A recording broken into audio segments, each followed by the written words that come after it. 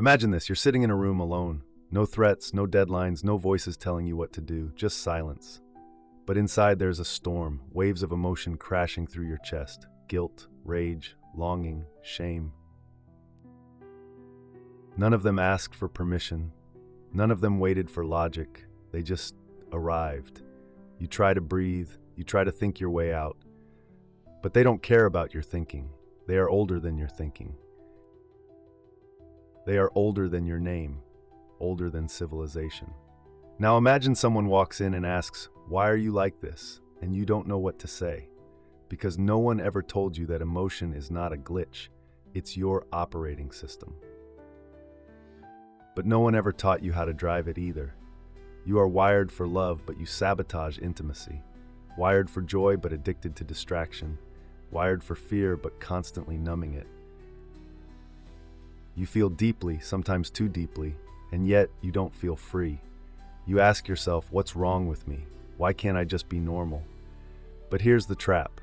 What if your suffering isn't because you have emotions, but because no one showed you how to hold them? What if the real strength is not in feeling less, but in feeling fully and not being ruled by it? And what if everything you've been taught about emotional control is wrong? Let's go deeper. You were born into a world that treats emotion like a malfunction. Cry, and they hush you. Rage, and they label you unstable. Feel too much, and they call you dramatic. Feel too little, and they call you cold. From the moment you first screamed in a hospital crib, the world began teaching you that emotion was something to either hide, fix, or fear. But emotion isn't noise, it's the original signal. It's the heartbeat of human existence, the oldest language we speak. Before you ever knew a word for love or grief, you felt it in your body. Yet here's the great contradiction. You are wired for emotion, but built to regulate it, not suppress it, not escape it. Regulate it. But regulation is a skill, and this world never taught you how. It taught you obedience, productivity, dopamine on demand, but not emotional mastery. Why? Carl Jung believed that our unintegrated emotions, the ones we avoid, reject, and disown, form the shadow, and the shadow, left unseen, becomes a puppet master. You think you're in control, but it's your unresolved fear that chooses your partner. Your buried shame that sabotages your goals. Your inherited trauma that shapes your personality. Friedrich Nietzsche warned that when emotion is repressed too long, it metastasizes into resentment, a quiet, corrosive hatred of the self disguised as morality. That's why you see people explode over small things, why kindness turns bitter, why lovers become enemies. They were never taught to wield the fire, so the fire consumed them. Arthur Schopenhauer believed suffering was the baseline of life, that desire and frustration were constant companions. But even he hinted at a paradox. Within suffering is a kind of clarity. If you can sit with pain, understand it, name it, even befriend it, it transforms. It stops owning you. But instead of teaching us this, modern society sells us sedation. Numb the ache with another scroll. Buy your way out of sadness, laugh over the silence, entertain your way past the grief. You're encouraged to feel good, not feel true. Yet truth is rarely convenient, and real growth requires discomfort. Jean-Paul Sartre argued that human freedom is terrifying because it demands responsibility. If you are free to feel, then you are also responsible for what you do with that feeling. Not what caused it, but what it becomes in your hands. Most people run from this freedom. They would rather be slaves to reaction than masters of response. The irony is, even neuroscience agrees. Your amygdala, the emotion center of your brain, is lightning fast, ancient, and essential. But it's not the final authority. The prefrontal cortex, your reasoning center, evolved to work with your emotions, not against them. Emotion without reason is chaos. Reason without emotion is apathy. The prefrontal cortex, your reasoning center, evolved to work with your emotions, not against them. Emotion without reason is chaos. Reason without emotion is apathy. But what does society reward? Hyper-rational stoics who don't let things get to them, or emotional wrecks who make for good drama and viral content? It doesn't reward the third path, those who feel deeply but act wisely, those who can hold fire without burning the room down. This is the hidden problem. You've been set up to fail, conditioned to fear your own biology, encouraged to suppress or explode, but never to transmute. And so most people live in reaction, not reflection. They aren't feeling, they're flinching. They aren't thinking, they're justifying. They aren't healing, they're hiding. You were born fluent in emotion, but without guidance, that fluency becomes chaos. The result, you confuse regulation with repression. You mistake numbness for strength, and you wonder why nothing feels right anymore. But we're not done yet, because beneath this trap, there's a deeper consequence, one that isn't just personal, one that is shaping entire societies. Let's look at what happens when entire generations grow up emotionally illiterate. You think your emotions are private, that your outbursts, your withdrawals, your silent storms happen in isolation. But what if every unregulated emotion you carry is part of a larger system, echoing through relationships, workplaces, politics, culture? What if emotional illiteracy isn't just a personal flaw, but a societal epidemic? Let's start at the personal level. When you don't know how to regulate your emotions, your nervous system stays in a state of quiet panic. You react to life instead of responding to it. You scroll endlessly not because you're entertained, but because the alternative, being still with yourself, terrifies you. Unregulated emotion distorts perception. You see threat and harmless feedback. You confuse connection with possession. You misread intention. You defend before you understand. You interpret reality through a lens clouded by inner chaos. This isn't weakness, it's a glitch in the human design, unless you're taught how to correct it. But we aren't. So the unregulated child becomes the anxious adult, the people pleaser, the control freak, the one who shuts down when confronted, the one who erupts at a joke, the one who needs alcohol to feel bold and entertainment to feel alive. And then these individuals form relationships. When two emotionally dysregulated people fall in love, it's often not love, it's enmeshment. One person clings, the other avoids. One explodes, the other disappears. Instead of healing each other, they recreate the wounds of childhood on a loop, and then call it passion. Now scale that up. Put emotionally chaotic people in boardrooms, behind microphones, in political office, on social media, and suddenly everything becomes a trigger. Outrage is monetized, nuance disappears, policy becomes performance, truth is drowned in tribalism.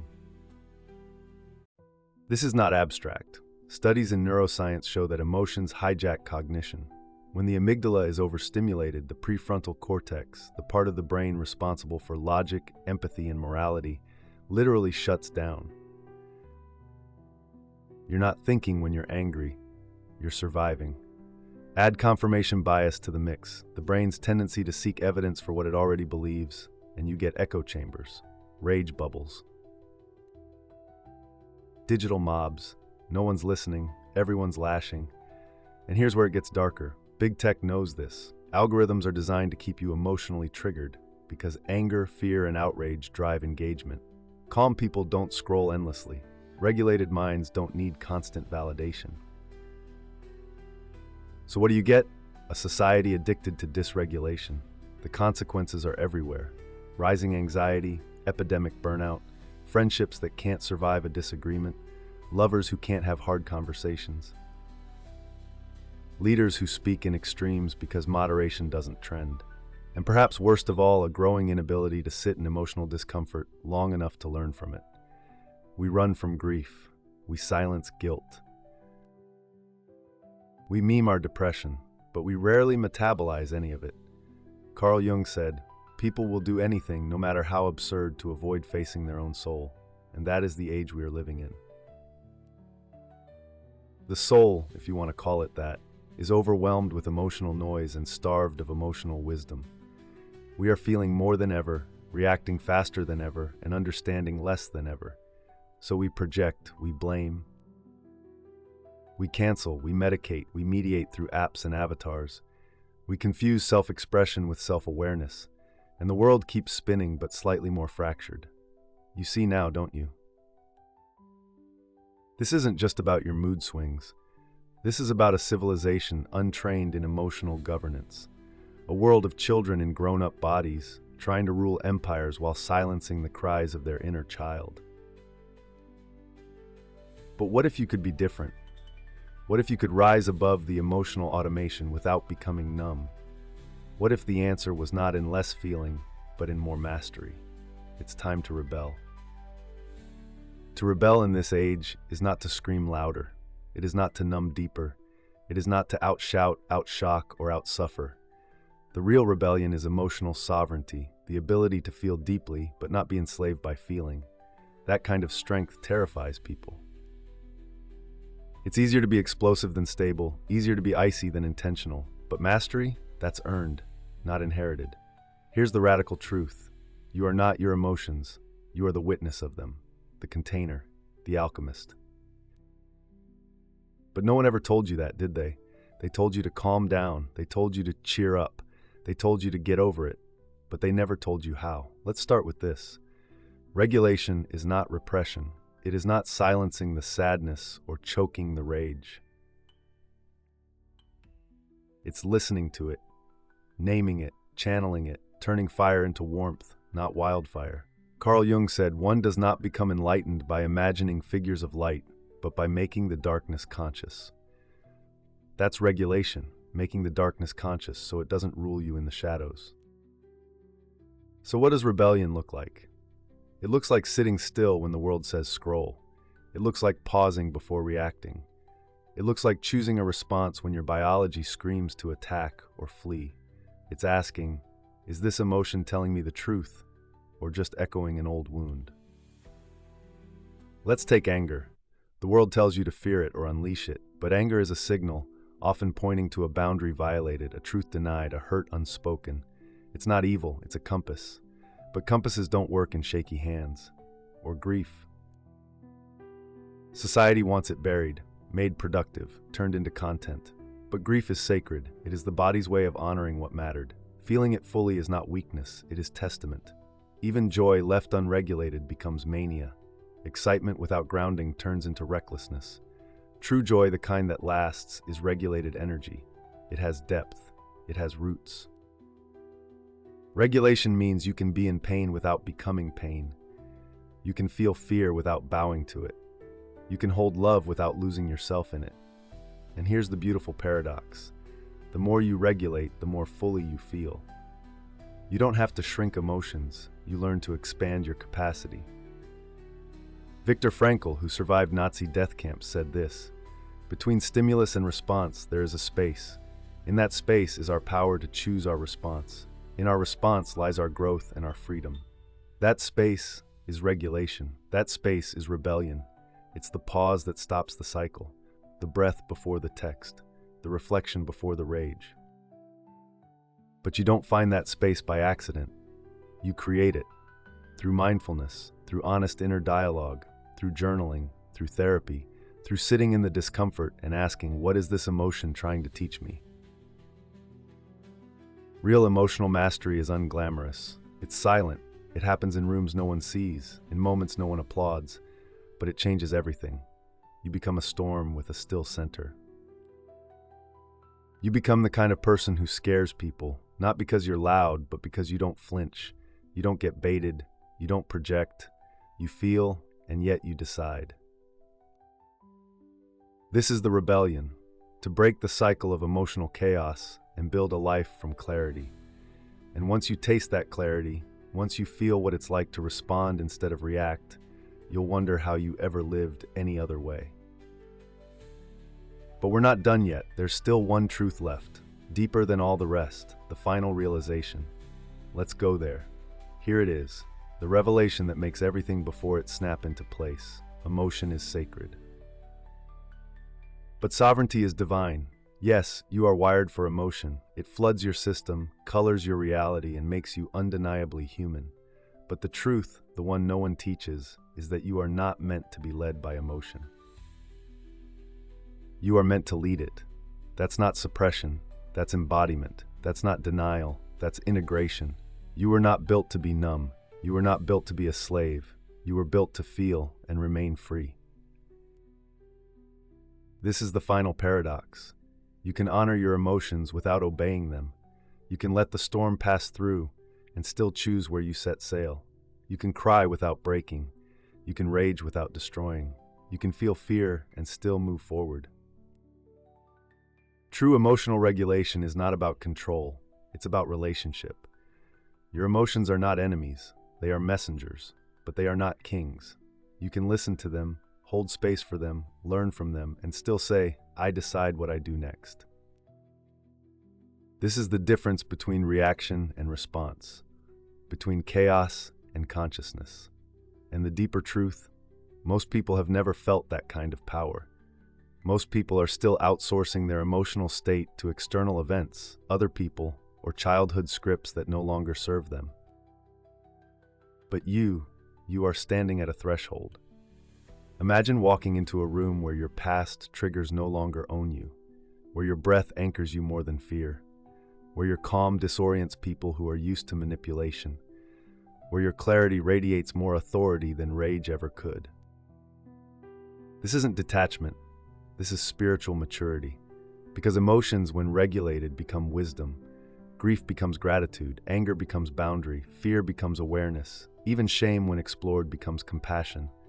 Carl Jung called this individuation, the process of becoming whole. Not perfect, not sanitized, whole. All parts integrated, nothing hidden, nothing denied. And this wholeness, it doesn't come from constantly feeling good, it comes from feeling everything and still choosing the path aligned with your truth.